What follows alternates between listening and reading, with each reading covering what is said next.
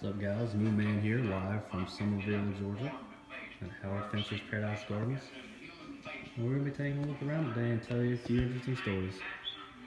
But first, look at the petrified octopus. Isn't that great? Well, now, begs the question, who is Howard Finster? Howard Finster is the most prolific artist ever, producing 46,993 works of art. There's a big country drinking coffee. And Paradise Gardens here in Summerville, Georgia was his base for it all. He appeared on the Johnny Carson show and several things, but before that, in these workshops like this, he repaired bicycles and built furniture for a living because he was a preacher since he was 16 years old. So I already told you guys that Howard was a preacher basically since he was about 16 years old or sooner. Well, one day while he was repairing bicycles, like I said, he had himself a little vision from God. He saw a face on his thumb, and the face started talking to him. And the face told him to paint sacred art. And he told God, well, I can't. I don't paint. I don't know how to paint. God told him, well, how do you know? And so he got a $1 bill, and he set it up, and he painted George Washington. And after he painted it, he knew that he could paint anything. He could paint sacred art.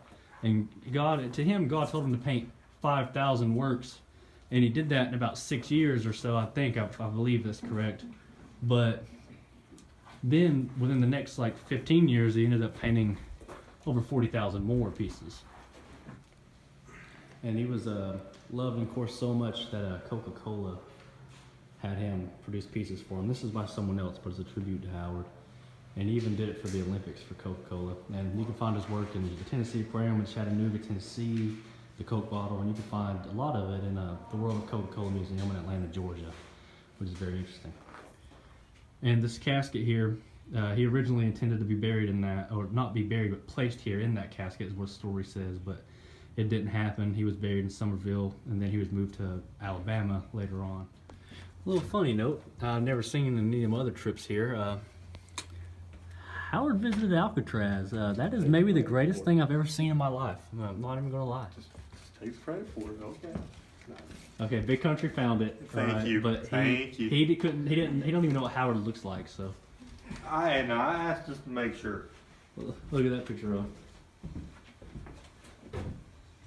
Beautiful. Howard appeared on Johnny Carson, but before that, he also had an interest from a local band from Athens, Georgia, called R.E.M. And inside this, which used to be a dome of bicycles, they shot their music video for the song Radio Free Europe. And in the garden, Black Hawk, the country band, also shot their video. And he designed Talking Heads album cover, and the part of the album cover we'll show you later. Big Country has an announcement. DNA of the South. Of a southern. No. Keep hearing. No, I was telling you about the Black Hawk thing and Summerville News. That's just about right. There's the song, there's the ode to that, and you can see how we're playing the banjo with the guys right there. That's pretty cool. And through here, past Big Country, this is mostly used where he would let other people put their art in here and show it off and stuff. He was a very generous man, as you can see. There's Mr. Finster right there with Matthew Finster. The garden's filled with all kinds of things, strange things, weird things, practical things. Well, one time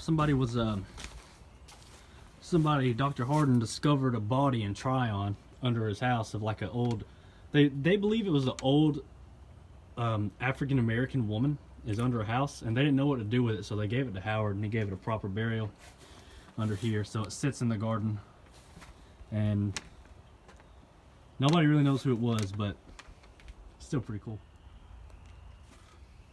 Here's a spot that I never got to go in because every time I went, there've been like infestation of bees or wasps, and you can see they're gone now because it's winter, but definitely is true.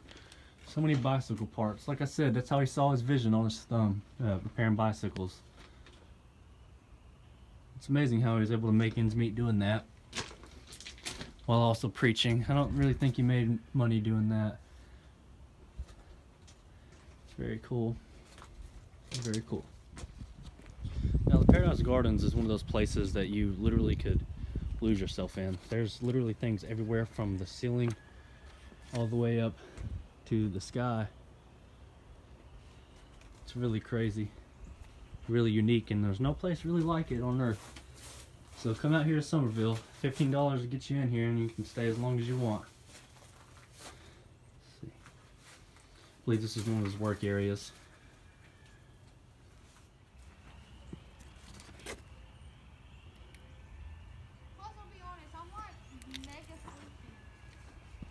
I feel you on that one. And back there, if you guys see, it looks almost like Keith Haring pieces back there. They were documented friends and acquaintances, so that's very cool. And pardon the sun on this one, but Howard made this big mosaic thing, and this part right here used to be the original entrance of the Paradise Gardens. It's all kinds of things in here, including a strange story. A boy brought his tonsils that he got taken out and wanted Howard to mold them into something. It's not in this, but it is in a sculpture in Paradise Gardens. Not sure which one it is, but yeah, the boy's tonsils are in there. You can see this, it was built basically on a swamp, and he had to drain it all himself, so it sometimes collects water in like the rainy season, so be aware of that. Howard had two mottos that he went by. One is, you'll see it every now and then, it's, "I never saw a person I didn't love." And the other one is more about his work he put into all this and his art. It goes something like, "I took the pieces you threw away, put them together by night and day. Washed by rain and dried by sun, a million pieces all in one."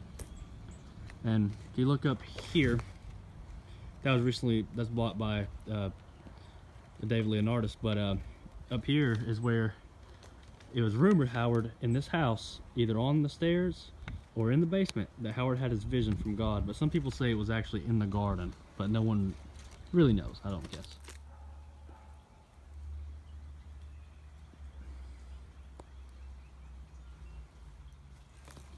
See right here on this window, on these windows, it has a list of a lot of the accomplishments he was on. A lot of the windows fell out, but you can see in state shows of Georgia, 3 art on the cover folder of Library of Congress, and tons of other things. This is probably another place he worked on and such. He's very proud of his work, so any publicity he got, he gratefully appreciated. Now this is the glass house. Trippy, right? But it provides one of the best views of the garden.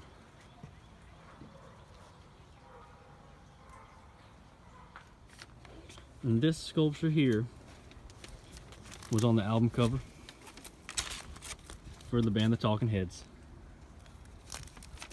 It's snakes. It's a little weathered now, but you can still tell.